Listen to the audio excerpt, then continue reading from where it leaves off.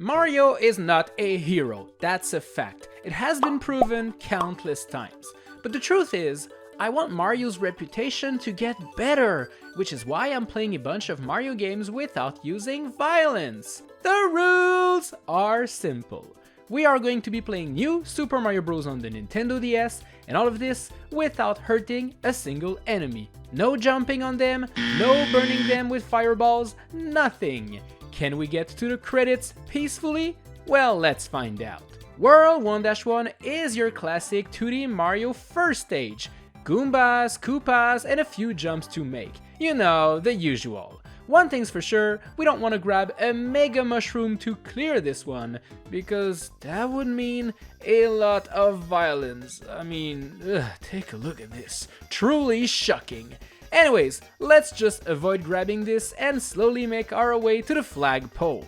1-2 takes place underground and does feature a few enemies here and there. I had to make sure to avoid jumping on them or hitting them with my newly found blue shell power-up. Yeah, I found one in that red block. Pretty cool, eh? Looks like I got to a secret ending by accident, which isn't a problem, it's just gonna allow me to go directly to 1-Tower. The level in itself was actually quite easy to beat. It doesn't feature that many enemies on our way to the top. The real issue is that on the other side of that red door awaits Bowser Jr. Well, that's a boss fight that we have to do, and there's not much we can do to avoid it. That means we'll have to commit some acts of violence already. Well, that sucks. Except it doesn't suck, because we don't actually have to go there. You see, there's a very well hidden secret room that is hiding on the right side of this room with the moving platforms. Once we're on the other side, well, we just have to use our trusty blue shell to break some blocks and then enter that pipe, and ta-da! We are on the other side and we beat this stage without attacking Bowser Jr. Good! Even better, this secret exit brings us to 1-Cannon. And well, by the looks of it, this cannon will bring us straight to World 5, which is insane! Not only are we done with World 1 already, we will also skip World 2, 3, and 4! Warp pipes back in the days were quite OP, not gonna lie. Anyways, we are now in World 5, so let's keep going. 5-1 was actually quite the annoying stage, as it features those spike enemies that throw snowballs your way. These snowballs are a bit annoying to avoid, and not being able to jump on the spikes makes this level more difficult. Luckily, I managed to avoid all of the bad guys on the way, and I soon reached the flagpole. 5-2 was a bit challenging, because it's filled to the brim with those little swoops that are waiting on the ceiling up until you get very close to them. Once that happens, they try to get you to jump on their head to destroy them. But you know what? Joke's on them. I still have my trusty blue shell, and I can just hide inside of it to protect myself without actually hurting them. You cannot defeat me, Swoops. The problem now is that we have to get to the next stage, 5-Tower. And well, as you can expect, the top of this tower is featuring a little brat we have to fight. Ugh, that sucks. But you know what? Before resorting to hurting Junior, there is something sus I want to investigate. You see this green pipe over there? I bet it's just not a scenery object. I bet there is a way to get inside of it, and I kinda wanna see where it leads us. So, I did some research, and the secret exit is located inside of this green pipe over there. We just have to watch out for the piranha plant. Anyways, the green pipe on the world map is now available, and it leads us right on the other side of the tower. Let's freaking go! Oh my god, we are so lucky right now. 5-3 was full of Koopa Troopas, Goombas, and things that we can hurt, but there's always a way to dodge them.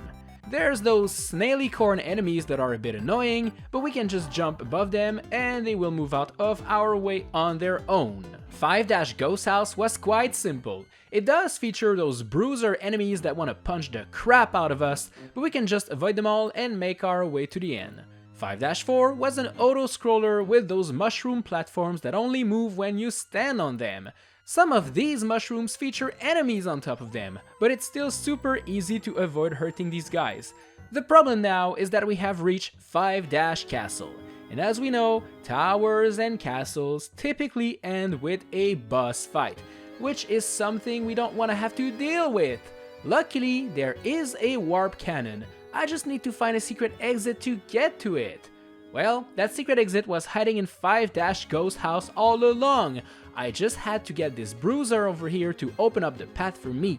After that, well, there's this elevator part with the two Jacko Goombas that move left and right, and they gave me a bit of trouble. As we go up, we have to avoid hurting these guys, and it's not that easy, but eventually I managed to avoid them all, and they just left the platform on their own accord, so we're good. And ta-da! We have direct access to the warp cannon. This one leads us to the final world, World 8. Now this is epic. 8-1 is full of enemies that we can potentially hurt, so I had to be extra careful. There are crows that are charging at you throughout the entire stage, and well, since we can't really defend ourselves, well, we just have to hide and hope for the best. 8-2 was an underwater level featuring a couple enemies here and there, but they are super easy to avoid. Now, sadly, we cannot escape our destiny, because the next stage is a tower level, and there are no secret exits in World 8. I guess we have no choice now. Alright, let's enter. This level is filled to the brim with dry bones that I had to avoid, but that was not too difficult by just paying attention and being careful. Alright, let's enter the door and fight Junior. In order to defeat the brat, we have to wait for him to throw a green shell and then throw it back and then do a ground pound attack.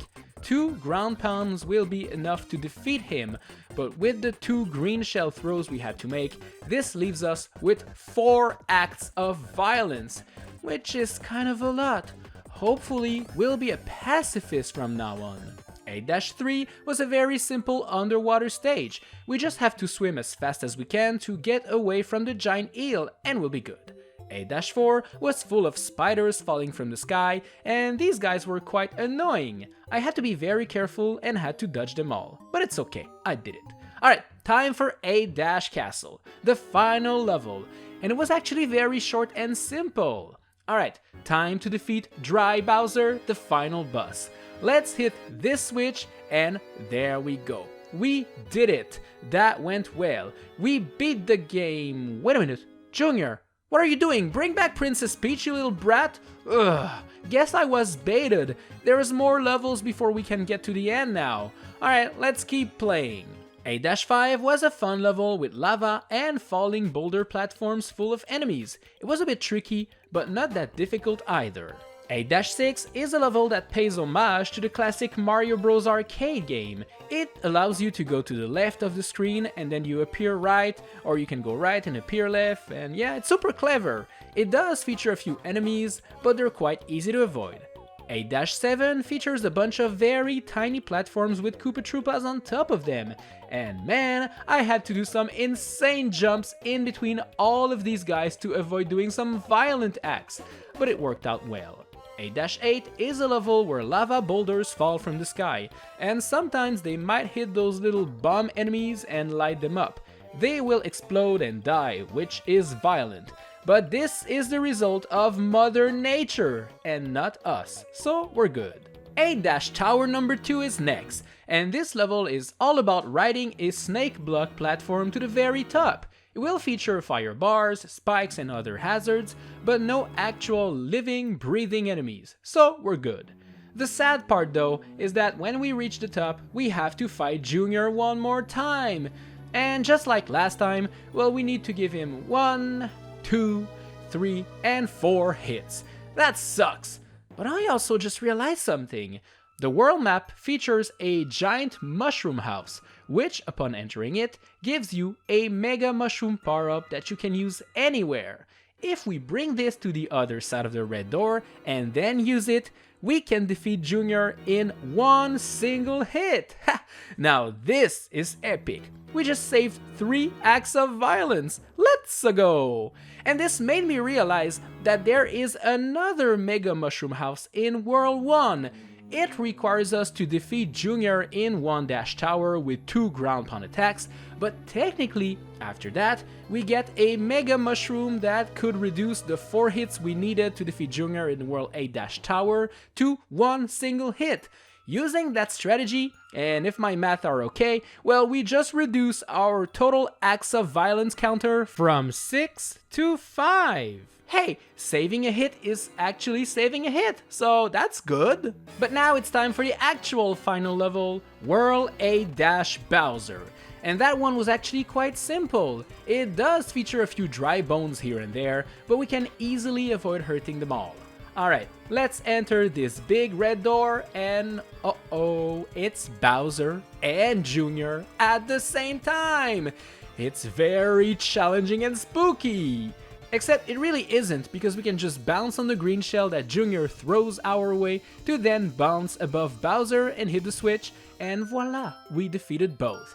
As I did press a button that made those 2 guys fall down, well, I do have to count this as an act of violence. But hey, it is what it is. So, is it possible to beat New Super Mario Bros. Without using violence? No, it isn't. We did manage to avoid hurting enemies and Junior for a long time, but the 2 mandatory towers and the 2 mandatory castles in World 8 actually forced us to commit 2 acts of violence to defeat Junior in World 1, 1 act of violence in this tower using the Mega Mushroom, 1 more by pressing the switch to defeat Dry Bowser, 1 more in this second tower, and a final one by hitting the switch, bringing the total to 6 acts of violence. And the only 2 victims that are receiving those violent acts are Bowser and his son, just multiple times. I think that wasn't too bad. In fact, I'm pretty proud of how I managed to skip 1 extra hit by grabbing this Mega Mushroom in World 1. I think that was pretty clever. Anyways, thanks a lot for watching the video. I hope you enjoyed it. If you want more, well, tap the cards on screen, subscribe, and I will see you in another video. Bye!